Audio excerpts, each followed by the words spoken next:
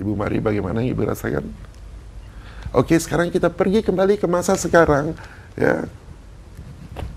Dan saudara bisa melihat bahwa trauma yang lalu sudah selesai, sudah mendapat makna dari situ. 1, 2, 3. Saudara bisa membuka mata kembali dan rasakan perasaan saudara, apa yang saudara dapatkan dari pelajaran dari trauma itu. Gimana Ibu Mari? Simple tekniknya? Iya.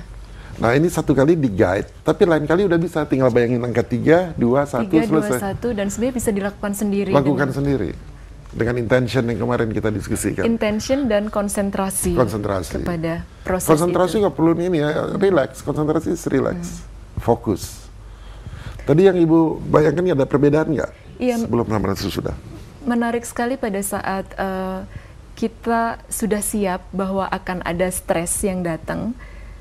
Jadi seperti ada detachment gitu ya. Jadi pada saat sebenarnya tadi saya waktu stres ada trauma pada umur 3 tahun. Kemudian ketika Pak Richard membawa ke masa sebelumnya sebelum stres terjadi, itu sebenarnya sekitar 2 tahun saya di situ lagi seneng gitu. Jadi bermain seneng tanpa stres itu. Kemudian Pak Richard bilang pada saat senang dan ini kemudian apakah siap gitu. Nah, diberitahu bahwa nanti akan ada stres itu. Kemudian saya kembali ke 3 tahun di mana tadinya sebenarnya trauma itu terjadi.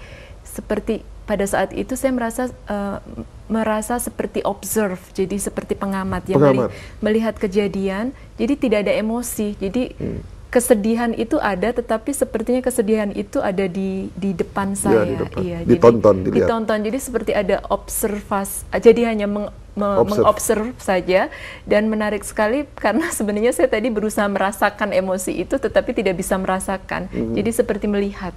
Nah, melihat ke satu film dan kita belajar dari situ. Iya. Dan akhirnya kalau ke depan kita mengalami itu, kita juga sebagai observer. Ya, kalau ada musibah, ya kita sebagai observer saja.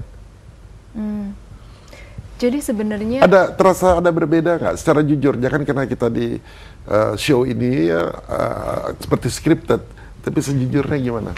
Tidak sih sebenarnya, bukan tidak scripted, saya mau menjawab itu karena saya sebenarnya ada beberapa teknik yang dulu saya pernah lakukan untuk kembali ke masa sebelum 5 tahun itu memang susah. Jadi tadi pada saat saya biarkan diri saya mengikuti proses yang guided by Pak Richard tadi, itu menarik sekali juga. Saya mengobservasi kenapa kembalinya ke masa itu. Berarti dengan sangat mudah masuk ke masa di mana sebenarnya susah sekali saya masuk ke tahun-tahun sebelum 5 tahun. Iya. Pertanyaan Pak Richard, rasanya seperti apa? Sebenarnya blissful gitu ya. Jadi kayak ada sweetness sekarang ada. Dan pada saat tadi saya menjadi observant di umur 3 tahun yang kedua tadi, menarik sekali karena tidak ada lagi emosi yang tertanam, kesedihan itu yang tadinya awalnya dirasakan. Tadi sebenarnya emosi awalnya adalah ketakutan yang sangat mendalam, jadi loneliness dan fear.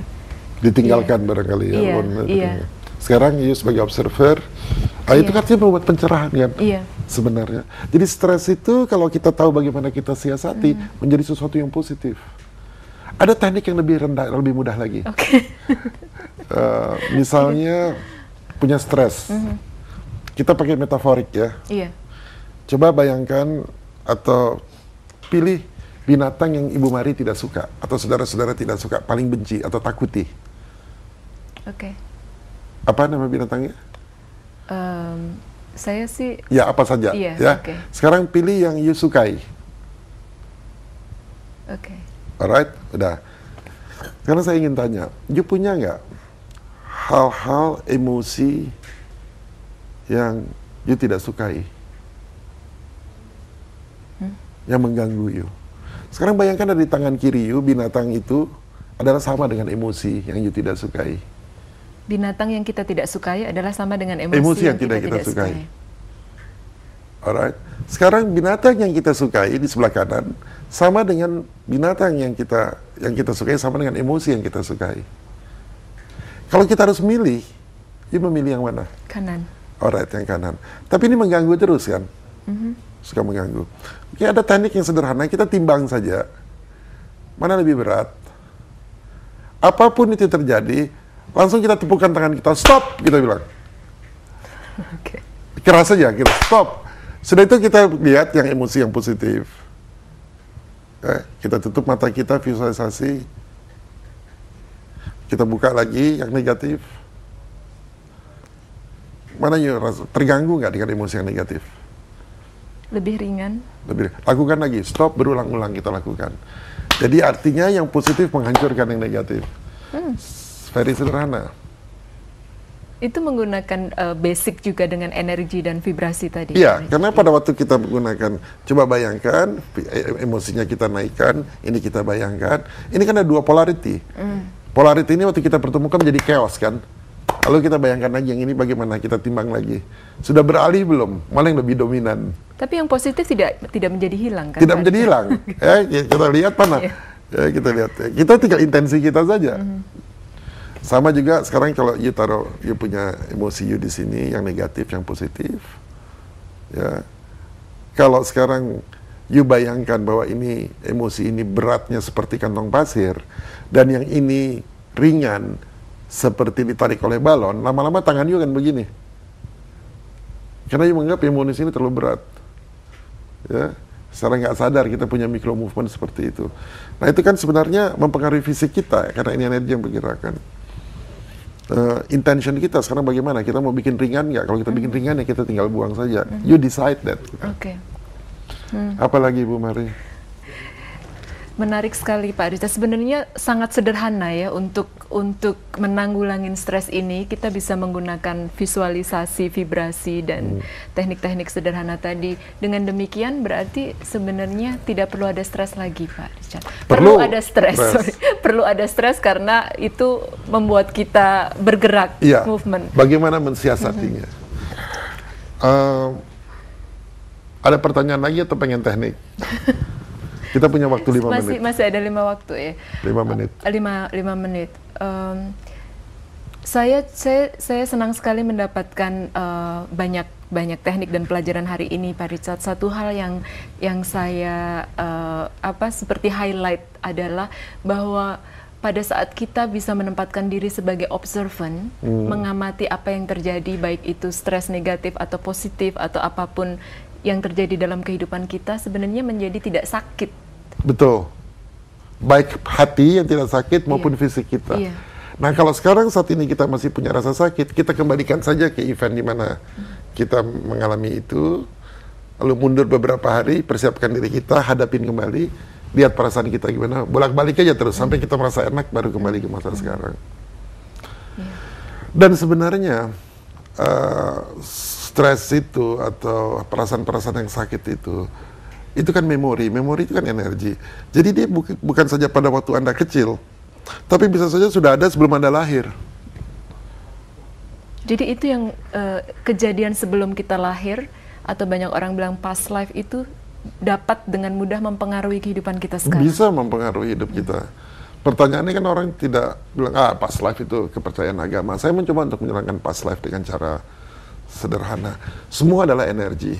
Energi selalu berubah bentuk. Tubuh ibu berubah, kulit ibu berubah. Kalau ibu umur 70 tahun nanti berubah nggak bentuk ibu? Berubah. Kalau ibu misalnya meninggal nanti, energi ibu hilang atau tidak? Tidak hilang. Terus. Akan terus. Tapi bentuknya kita tidak tahu kan. Tubuh ibu berubah bentuk. Betul? Atau orang meninggal pasti tubuhnya akan berubah. Tapi energinya kan tidak hilang. Dia akan mempunyai future life nggak? Mempunyai future life. Seperti apa kita nggak tahu. Oke. Konsep yang sama. Pada waktu ibu umur 1 tahun, bentuk ibu berbeda nggak dengan sekarang? Berbeda. 100 tahun sebelum ibu dilahirkan, energinya ada atau tidak? Ada. Bentuknya apa? Tidak tahu. Tidak tahu kita. Ya. Jadi kehidupan di masa lalu itu ada. Nah kalau kita punya teknik, mengembangkan teknik, kita bisa pergi ke masa lalu, berarti kita bisa mendapatkan informasi dari sejarah, dari kehidupan kita seluruhnya. Artinya consciousness kita akan jauh meningkat daripada umur kita yang berapa, 50 tahun, 40 tahun barangkali. Ya sekarang kita hanya punya pengalaman sedikit, tapi kalau kita bisa mundur 100 tahun yang lalu, 200 tahun yang lalu, 300 tahun yang lalu, kita bisa belajar banyak hal mengenai diri kita yang dalam wujud yang berbeda, tapi meningkatkan consciousness kita. lain waktu ada yang bagusnya kalau kita Menarik bicara sekali itu. mengenai past life. Past life, iya. Kalau yang tadi saya lakukan tadi age regression, Oke. mundur umur. Kan bisa umur mundur tadi Iya. sampai 3 tahun. 3 tahun, 2 tahun. Kalau gitu kita bisa mundurin ke 100 tahun. Kita bisa mundurin ke 200, 300 tahun. Oke. Kita masih ada waktu, Pak Gigin. Masih ada berapa menit waktu kita? Oh, masih ada. Oke, kita ngomong lagi. Masih ada 2 menit. Itu diedit yang barusannya. Apalagi mau nanya apa? Iya, tapi menarik sekali yang past life regression itu, Pak Richard. Jadi ada age regression yang yang tadi Pak Richard jelaskan, mundur ke 3 tahun, 2 tahun, atau sebelum pas lahir. Kemudian past life regression adalah sebelum kehidupan kita saat sebelum ini. kehidupan sekarang. Ada lagi yang menarik. Pergi ke future progression. Oh, oke. Ya, sama saja kan Iya, konsepnya. iya. Konsepnya sama saja. Iya. Jadi tidak ada sesuatu yang magical.